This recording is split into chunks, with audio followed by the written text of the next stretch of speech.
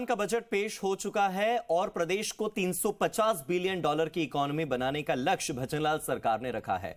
इसी लक्ष्य को कैसे सरकार आगे बढ़ाएगी, इस विषय पर बात करने के लिए सीधे रुख कर लेते हैं जयपुर से मेरे सहयोगी काशीराम का। काशीराम, 350 बिलियन डॉलर की इकोनॉमी राजस्थान की बनानी है, कैसे बनेगी, क्या क्रियान्वयन की और एग्जीक्यूशन की टेक्निक रहेगी, बात कीजिए।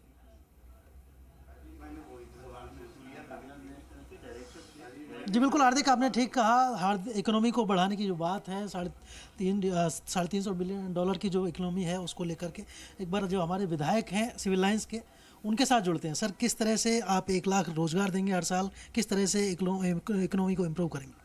देखिए, किस तरह से इकोनॉमी को इम्प्रूव किया जाएगा और किस तरह रोजगार दिया जाएगा, इसका जो पूरा रोड मैप है वो तो सरकार के अंदरूनी जो लोग हैं, जो मंत्री हैं, जो अधिकारी हैं, उनके पास है। सरकार कोई भी घोषणा करती है तो वह राज्य की जनता की प्रतिनिधि के रूप में अपनी अर्थव्यवस्था को देख करके घोषणा करती है और उस पर विश्वास करना पड़ता है।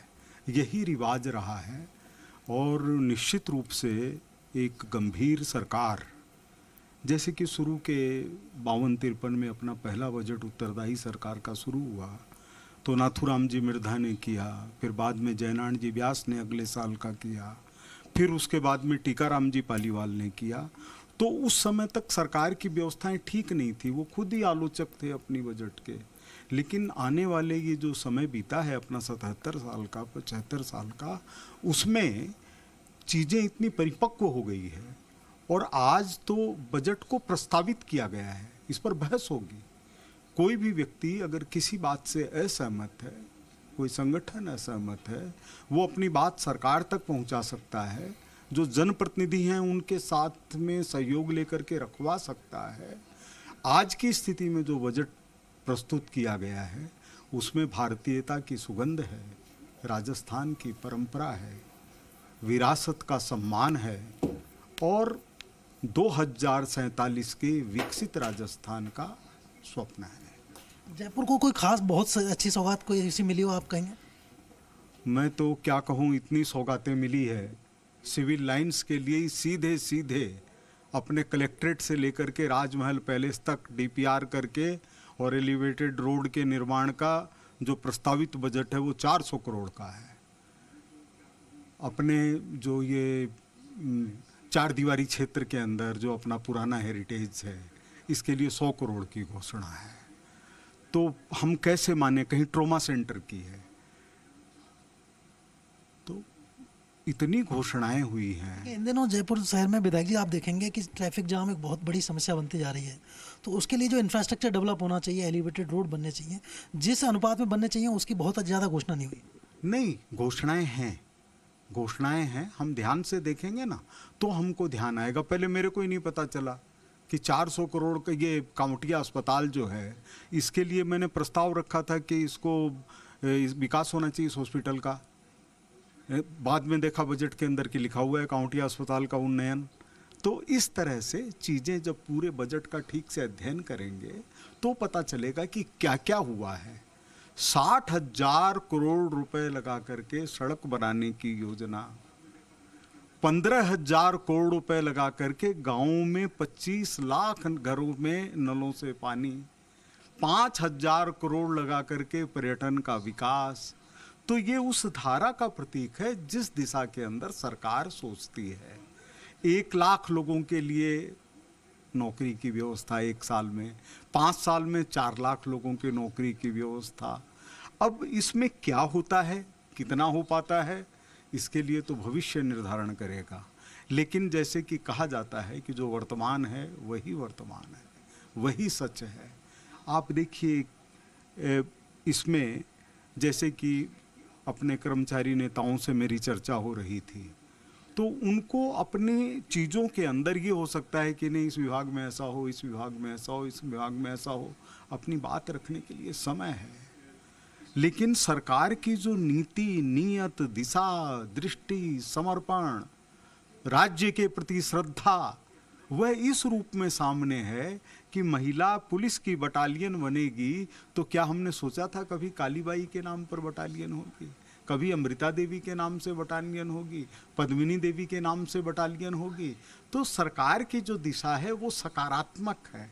आपने नाम बदलने की बात की, मुख्यमंत्री कामधेनु पशुधन बीमा योजना पिछली सरकार ने नाम रखा था, आपने रख दिया मंगला पशुधन बीमा योजना, तो उससे क्या बदल जाएगा?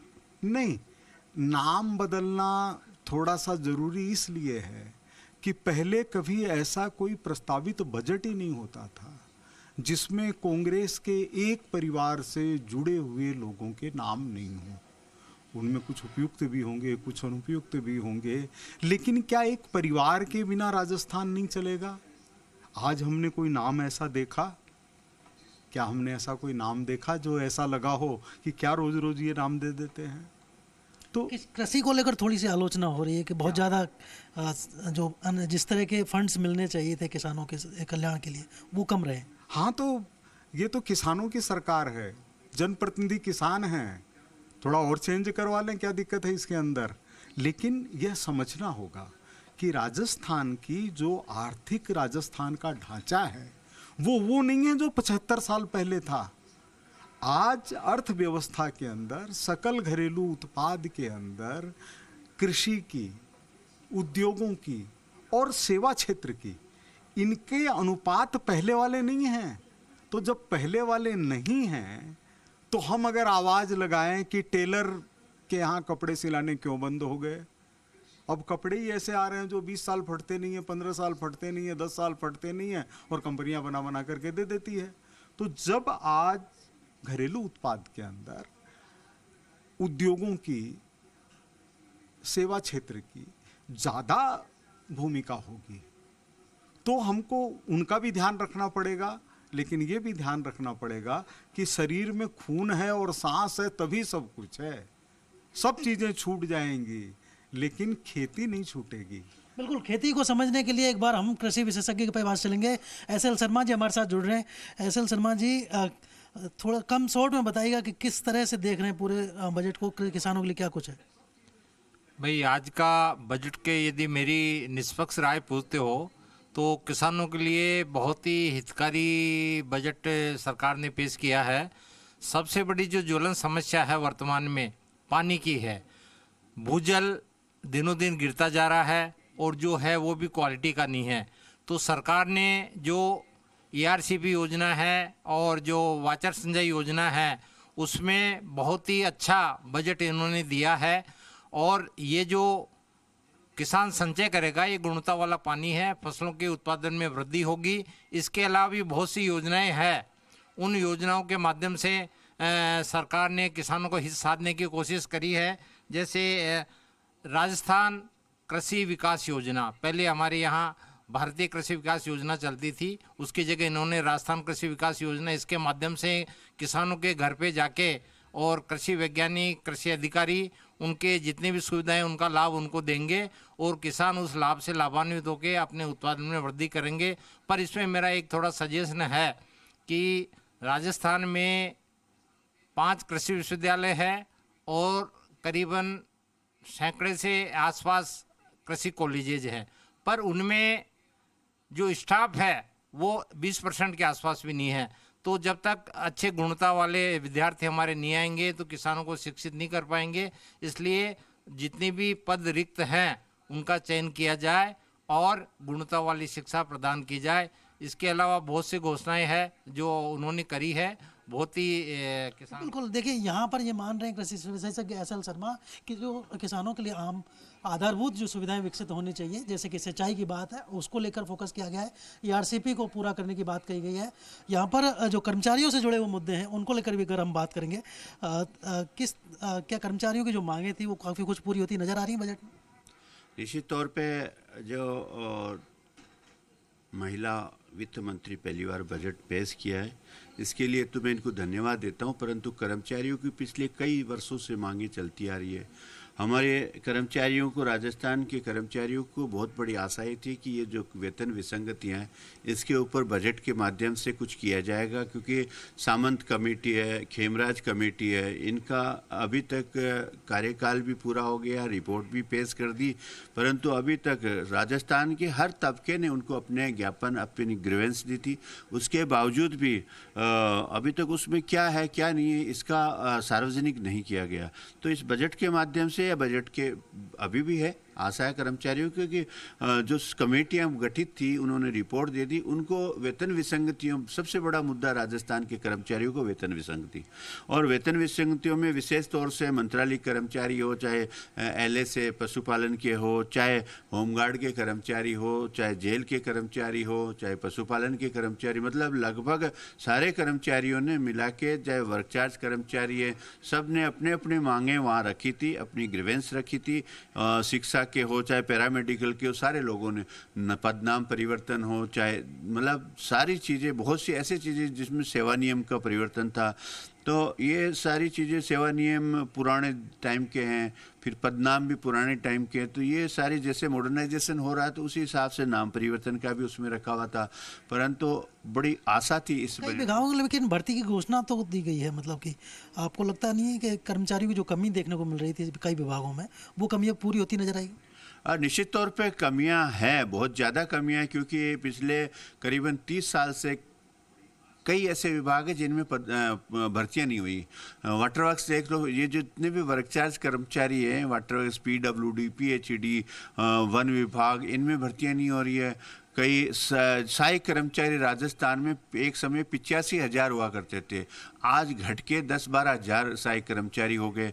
और तो ये जो कार्य का बर्डन है कर्मचारियों पे, ये बहुत बड़ा बर्डन है, परंतु जो सरकार के सामने, हमारी जो पिछली सरकार में कर्मचारियों को ये था कि चयनित वेतनमान 9, 18, 27 के स्थान पर 8, 16, 24, 32 है, वो वसुंधरा जी ने हमें लिखित में हमारा समझौता हुआ था, आचार संहिता के कारण नहीं हुआ, तो इस बजट से हमें लगा था सारे कर्मचारियों को कि ये जो घोषणा ये होने वाली है, परंतु कर्मचारी जुड़ो और मुद्दों के साथ हम PHED के जो कर्मचारी नेता हैं उनके साथ भी जुड़ेंगे।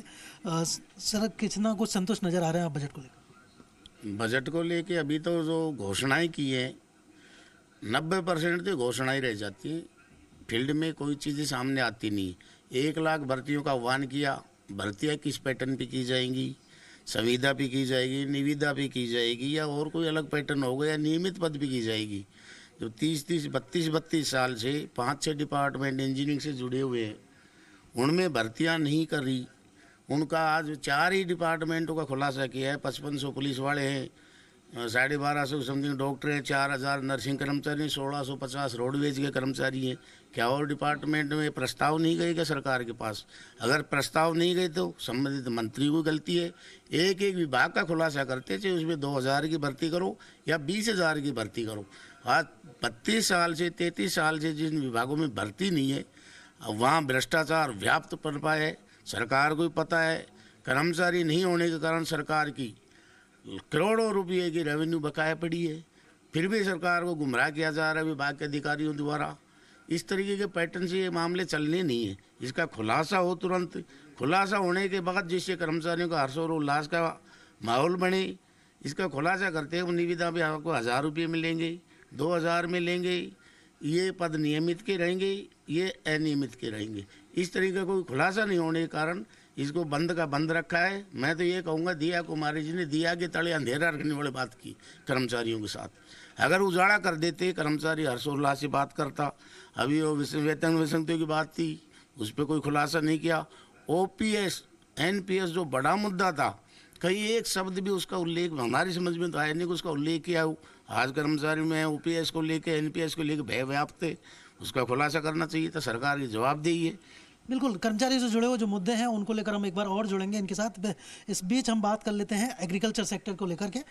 बीरबल जी, किसान की जो बात थी, जो उम्मीद थी, जो पूरी होती नज़र आ रही है, जैसा कि कृषि विशेषज्ञ बता भी रहे हैं कि उनके लिए धरातल पर उनके लिए जो योजनाएं लागू होनी चाहिए, जिससे कि उनको रोज़गार भी बढ़ेगा, उनके लिए उद्योग भी होंगे, और उनकी जो सिंचाई का पानी है मेन, वो भी योजनाएँ लागू करने की बात कही गई है। काशीराम जी, देखिए, कृषि उद्योग और उससे संबंधित जितने भी पशुपालन वगैरह है उनका राजस्थान की जीडीपी में 30% योगदान है। आप 30% योगदान जिस सेक्टर का है उसके अकॉर्डिंग आप कृषि को और उसके पशुपालन को 2% भी बजट नहीं दिया, तो उनके किसानों के साथ सरासर न्याय है। किसानों की जो ज्वलित मुद्दे हैं उनको तो टच ही नहीं किया गया। जैसे आप मैंने पहले भी बोला था, अभी जैसे उन्नत बीज हो, चाहे उसका वेट की बात हुई थी डीजल को लेके, वो भी हरियाणा और दिल्ली के से कम बराबर इक्वल करने की बात थी, उसमें भी कुछ ध्यान नहीं दिया। तो किसानों को तो मुझे लगता है ये लोग भूल ही गए बिल्कुल ही भी। आप अभी इन्होंने ये कही थी हम पशुपालन के मेले लगाएंगे, तो अभी मार्च में मेड़ता सिटी बलदेवराम मृदा पशु मेला लगा था, उसमें बछड़े खरीद गए। जब यूपी, महाराष्ट्र और मध्य प्रदेश में लेके गए थे तो बीच में बछड़ों को गौशाला में डाल दिया, जो व्यापारी थे उनको जेल में डाल दिया। तो आप बताइए, इस इतने बड़े मुद्दे को एक बार भी किसी भी सरकार ने अभी बजट में नाम नहीं लिया। मुद्दा ये था पशुपालन और कृषि, दोनों को टच ही नहीं किया इन लोगों ने। ऐसा लग रहा है ये भूल ही गए। बिल्कुल, पशुपालकों के लिए तो देखिए कई योजनाएं यहाँ पर लाई गई हैं, उनको रोजगार से भी जोड़ा जाएगा, उनके लिए फंड्स भी रखे गए। किसानों के लिए भी खासतौर पर फंड्स बढ़ाए गए इस बार। जो अलग अलग परियोजनाएं होती है, चाहे फार्म पॉन्ड हो, मल्चिंग हो, पोलिनेट हो, इस तरह की योजनाओं में फंड बढ़ाया गया। फार्म पॉन्डिंग में पहले 90% सब्सिडी हुआ करती थी, अभी ये सब्सिडी दे रहे हैं 40%, बोल रहे हैं हम दे रहे हैं 50%। जैसे उसकी एक्चुअल कॉस्ट जो आती है लाख रुपए, और ये बता रहे हैं दे रहे हैं 80,000 रुपये, तो उसमें से 50% 40,000 रुपये मिले ना, फिर तो 40% भी नहीं हुई। ये एक्चुअल कॉस्ट निकाल ही नहीं रहे। एक्चुअल कॉस्ट निकालेंगे तब किसानों के साथ न्याय होगा ना। तो कहीं ना कहीं किसानों के साथ जैसा ये कि बता भी रहे हैं विशेषज्ञ, कृषि विशेषज्ञ, उसमें कुछ कमियां रह गई हैं, उनको पूरा करने की ज़रूरत है। और आपसे हम एक बार फिर दोबारा जुड़ेंगे एस एल शर्मा जी। जो आपने बताया कि कृषि विभाग की जो योजना है, जो बजट में घोषणाएं की गई हैं, उनके लिए फंड्स को जो बात कही है सरकार ने, उसको लेकर क्या कहें? देखिए, मतलब जितना अपेक्षित फंड था निश्चित रूप से नहीं मिला है, पर फिर भी मैं इतना आपको वादा करता हूँ या सुनिश्चित करना चाहता हूँ कि सरकारी जो योजनाएं हैं किसान उसका लाभ उठा रहे हैं। जैसे अभी मैंने 250 × 250 का पॉन्ड बनाया था, उसका सरकार ने मेरे को सब्सिडी दी है, स्प्रिंकल में देती है, उसमें देती है। एक्चुअली योजना इतनी है कि सरकार किसान के घर पे जाती है, किसान अवेयर नहीं होता है, उठा नहीं पाता है, तो सुविधा उठाने में ऐसा बजट थोड़ा लेट आता है, मतलब सैंक्शन जो लेट आती है। जैसे भाई साहब ने अभी कहा बजट की कमी है, तो उसमें क्या होता है, थोड़ा वेटिंग चलता है। जैसे मैंने अभी 10 लाख का प्रोजेक्ट का सबमिट किया है, ये थोड़ा टाइम ले सकता है पर मिल जाता है, ऐसी बात नहीं है। इसके अलावा मेरा जो कुछ सुझाव था इसमें बजट में, एक तो क्या है कि किसान को उन्नत बीजों का हमेशा अभाव रहता है, तो ऐसी कोई सुनिश्चित योजना सरकार द्वारा बनाई जानी चाहिए ताकि किसान को हर फसल का उन्नत बीज समय पे मिल जाए। ठीक है। दूसरा क्या है, एक राजस्थान में नीलगाय की बहुत ही बड़ी ज्वलन समस्या है, तो नीलगाय कम से कम भी आपका 25% उत्पादन का नुकसान कर देती है साल भर में, तो उसके लिए कोई कारगर उपाय होने चाहिए। तीसरा, ये जो राजस्थान कृषि विकास योजना आपके गठित की गई है, इसमें जब तक शिक्षित कृषि छात्र नहीं होंगे उसके लिए आपको यहाँ के सारे पद भरने पड़ेंगे और गुणवत्ता वाली शिक्षा बच्चों को प्रदान करनी पड़ेगी। तीसरा, जो यहाँ के कृषि वैज्ञानिक है और जिन्होंने यहाँ के कृषि उत्पादन में नई टेक्नोलॉजी प्रदान करके उत्पादन में काफ़ी आशातीत वृद्धि हुई है, उनकी पेंशन का कोई स्थायी समाधान को सरकार को कोई कारगर उपाय करना चाहिए ताकि वो अपना योगदान आगे भी दे सके। धन्यवाद। तो बिल्कुल देखिए, यहाँ पर जो विशेषज्ञों ने बात की है उनका लबोलवाब ये है कि जो इस बार बजट आया है उसमें किसानों के लिए बहुत कुछ है, पशुपालकों के लिए बहुत कुछ है। किसानों को समय पर दिन में बिजली देने की बात कही गई है और खुद मुख्यमंत्री भजनलाल शर्मा ने भी कहा है कि वर्ष 2027 तक किसानों को दिन में बिजली उपलब्ध कराई जा सकेगी। उनके लिए कस्टम हायरिंग सेंटर्स यहाँ पर बढ़ाए गए, 1000 कस्टम हायरिंग सेंटर, जिनमें कि किसानों को हर तरह के आधुनिक उपकरण मिल सकेंगे। वो अपनी पसंद के मुताबिक जो अपने उनको उपकरण चाहिए वो किराए पर ले सकेंगे। ड्रोन खरीद के लिए भी यहाँ पर एक सुविधा दी गई है। महिलाओं को जो स्वयं सहायता समूह है उनको यहाँ पर जोड़ा जाएगा। अलग अलग जो फंड्स हैं उनको बढ़ाया गया है अलग अलग योजनाओं में, चाहे वो किसानों के लिए सिंचाई से जुड़ी हुई परियोजना हो या फिर उनके लिए बीज से जुड़ी हुई परियोजना हो, उन सभी में यहाँ पर बजट बढ़ाया गया है। और अलग अलग विभागों की अगर हम बात करते हैं तो उन सब में भी यहाँ पर एक ऐसी योजनाएं लाई गई हैं जिससे कि उनको धरातल पर मजबूत किया जा सके। रोडवेज की हम बात करें तो रोडवेज में यहाँ पर 500 नई बसें खरीदी जाएंगी, 800 बसें सर्विस मॉडल पर ली जाएंगी, 300 इलेक्ट्रिक बसें भी ली जाएंगी। ट्रांसपोर्ट की अगर हम बात करें तो परिवहन कार्यालयों को सुदृढ़ किया जाएगा। उनका परिवहन में जो टैक्स को लेकर जो विसंगतियां देखने को मिल रही थी और उसकी वजह से दूसरे राज्यों में वाहनों का पंजीकरण हो रहा था, उन विसंगतियों में कमी देखने को मिलेगी और जो दूसरे राज्यों में वाहन पंजीकरण चलिए काशी, उसमें कमी आने की संभावना ठीक है, काशी बने रहिएगा आप। काशी आवाज आप तक पहुंच रही होगी, उम्मीद करता हूं। बने रहिएगा आप, और भी जानकारी लेंगे आपसे, बात करेंगे, चर्चा जारी रहेगी। वक्त यहां पर एक छोटे से ब्रेक का है।